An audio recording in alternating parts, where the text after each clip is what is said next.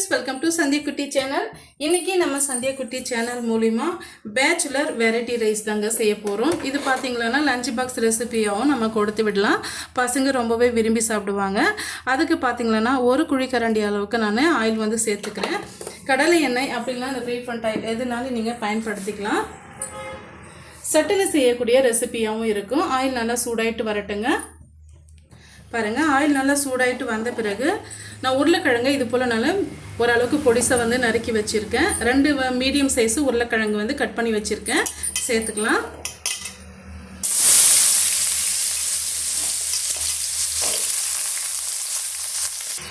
இந்த உருளைக்கிழங்கு நல்லா வந்து ஓரளவுக்கு கிறிஸ்பி ஆகிட்டு வரட்டுங்க. அது வரைக்கும் நம்ம வதக்கி எடுத்துக்கலாம். ஹை ஃப்ளேமில் வச்சு நீங்கள் வதக்கி விட்டுக்குங்க. இப்போ நம்ம சேர்த்துருக்க உருளைக்கிழங்கு ஓரளவுக்கு நல்லாவே வதங்கி வந்துருச்சு. இப்போ இது கூடவே இதை நீங்கள் தனியாக எடுத்து வச்சுட்டுக்கும் நீங்கள் பயன்படுத்திக்கலாம். அப்படி இல்லைன்னா இது கூடவே நம்ம வெங்காயம் வெள்ளை பூண்டு வந்து நம்ம சேர்த்துக்கலாங்க. இப்போ வந்து ஒரு மீடியம் சைஸ் வெங்காயம் வந்து பொடிசா நறுக்கி வச்சுருக்கேன். 10 வெள்ளை பூண்டு வந்து நறுக்கி வச்சுருக்கேங்க. சேர்த்துக்கலாம். ஒரு கத்து கருவேப்பிலை, 2 பச்சை மிளகாய் ஃப்ளேவருக்காக சேர்த்துட்டு இதையும் சேர்த்து நம்ம வதக்கி விடும்போது இன்னுமே நல்லா கிறிஸ்பியாக நமக்கு அந்த உருளைக்கிழங்கு நல்லா வெந்து கிடைக்கும். இதோடு சேர்த்து நம்ம வதக்கும் போது வெங்காயம் வந்து நல்லா வந்து வதங்கி வருமான்ட்டு பார்க்காதீங்க. இப்போ நம்ம எண்ணெயோடு சேர்த்து வதக்கும் போது அதுவுமே நல்லா வதங்கி வந்துடும். இப்போ இதையெல்லாம் சேர்த்து ஓரளவுக்கு வதங்கி வரட்டும். பாருங்கள், இந்த அளவுக்கு வதங்கி வந்த பிறகு 2 கத்திரிக்காய் வந்து நல்லா வந்து கீத்தா நம்ம அரிஞ்சு வச்சுருக்கேங்க. பாருங்கள், இது போல் இந்த அளவுக்கு வந்து கட் பண்ணி வச்சுருக்கேன். இப்போ இந்த கத்திரிக்காயும் இதோடு சேர்த்து நல்லா வதங்கி வரட்டும்.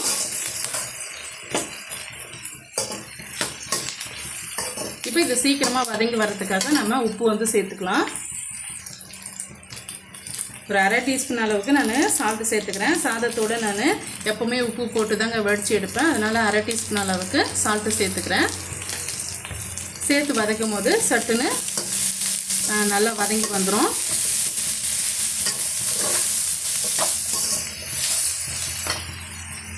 இப்போ வந்து மீடியமான ஃப்ளேமில் வச்சுக்கிட்டு இப்போ இதுக்கு தேவையான மிளகாய் தூள் வந்து ஆட் பண்ணிக்கலாங்க. நான் இன்றைக்கி வெறும் மிளகாய் தூள் தான் ஆட் பண்ணுறேன். ஒரு 1/2 டீஸ்பூன் அளவுக்கு வெறும் மிளகாய் தூள் வந்து ஆட் பண்ணிக்கலாம். இது கூட சின்ன டீஸ்பூனில் 1 டீஸ்பூன் அளவுக்கு மல்லித்தூள் வந்து ஆட் பண்ணிக்கலாம். ஒரு 1/4 டீஸ்பூன் அளவுக்கு கரம் மசாலா, நல்லா வாசமாக இருக்கும். இப்போ இது எல்லாம் சேர்த்து ஒரு 2 நிமிஷம் வந்து பிரட்டி விட்டுக்கலாங்க. இப்போ கொஞ்சமாக இதுக்கு மேலே நம்ம தண்ணி தெளித்து விட்டுடலாம். இப்போ ஒரு சில நேரத்தில் நம்ம என்னதான் வந்து எண்ணெயிலேயே நம்ம வதக்கி எடுத்தாலுமே அந்த பச்சை வாடை வந்து நமக்கு போகாதுங்க. அதிகமாக வந்து தண்ணி சேர்க்க வேண்டாம். ஒரு 2 டீஸ்பூன் அளவுக்கு மட்டும் நம்ம தண்ணி வந்து ஆட் பண்ணிக்கலாம். பாருங்கள், இப்போ நான் சேர்க்குறேன். பாருங்கள், இந்த அளவுக்கு தண்ணி சேர்த்துக்கிட்டால் போதும். இது போல் சேர்க்கும் போது அங்கங்கே வந்து இருக்கக்கூடிய அந்த மிளகாய் தூள் மல்லித்தூள் எல்லாம் வந்து ஒன்றா கலந்து கிடைக்கும்.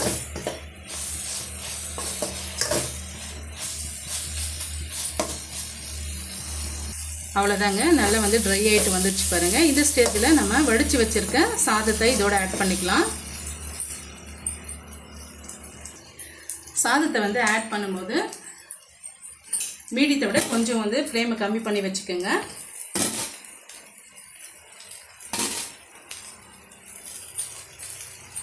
இந்த மசாலாக்கு தகுந்த மாதிரி நீங்கள் சாதம் வந்து ஆட் பண்ணிக்கோங்க.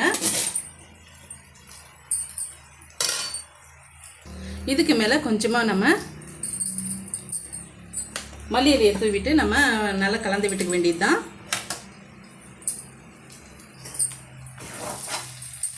இப்போ நல்லா வந்து கலந்து கொடுத்துக்குங்க.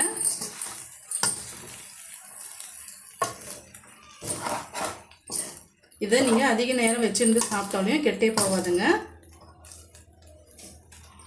இது பேச்சுலருக்கு ரொம்பவே குயிக்காக செய்யக்கூடிய ரெசிபியாகவும் இருக்கும். இப்போ நம்ம காயெல்லாம் வந்து சேர்த்து இருக்கிறதுனால நம்ம காய்களும் வந்து நம்ம சாப்பிட்ட மாதிரி அந்த ஃபீல் கிடைக்கும் நமக்கு.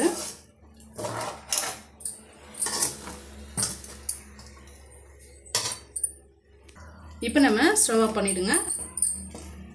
சர்வ் பண்ணிக்கலாம். ரொம்பவே டேஸ்டியாக கத்திரிக்காயும் உருளைக்கிழங்கும் வச்சு ஒரு சூப்பரான வெரைட்டி ரைஸ் நம்ம செய்து முடிச்சுட்டுங்க. கண்டிப்பாக இந்த ரெசிபி வந்து உங்களுக்கு ரொம்ப யூஸ்ஃபுல்லாக இருக்கும்னு நினைக்கிறேன். யூஸ்ஃபுல்லாக இருந்ததுன்னா மறக்காமல் சந்தியக்குட்டி சேனலுக்கு சப்ஸ்கிரைப் பண்ணுங்கள், லைக் பண்ணுங்கள், ஃப்ரெண்ட்ஸ் அண்ட் ஃபேமிலியோட நிறைய ஷேர் பண்ணுங்கள். தேங்க்யூ ஃபார் வாட்சிங். பபாய்.